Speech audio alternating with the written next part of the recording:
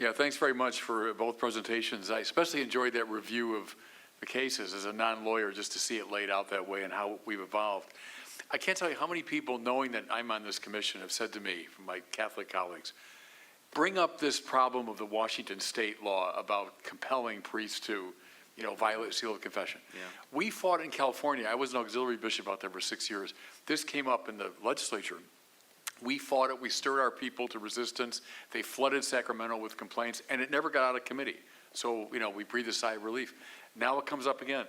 To my, non-legal mind, it's the most outrageous violation of the free exercise clause that I can think of, or the state involving itself illegitimately in the interior working of a church.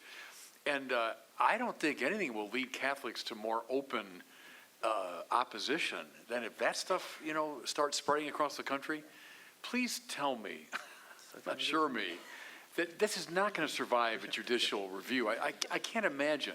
I'm curious to know, to me it seems so outrageous and so clear a violation, but help me understand that better. I agree, but I want to punt this to Kristen. Go ahead. So Kristen, go for it. You have some real expertise. It is a violation, and there are a couple of cases I know that have already been filed, including one that we filed.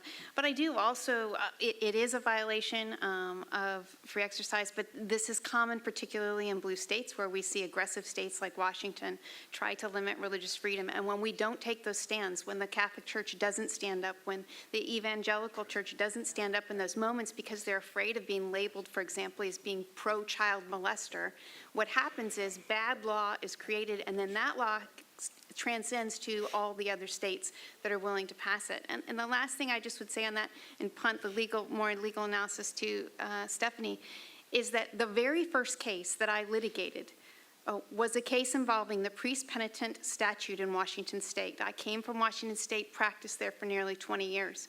They have been going after the privilege for that long, and we see this again and again and again, which underscores the importance of us as people who believe in religion, helping the public and legislators understand the sacredness of that, why that privilege exists, and the goodness behind it.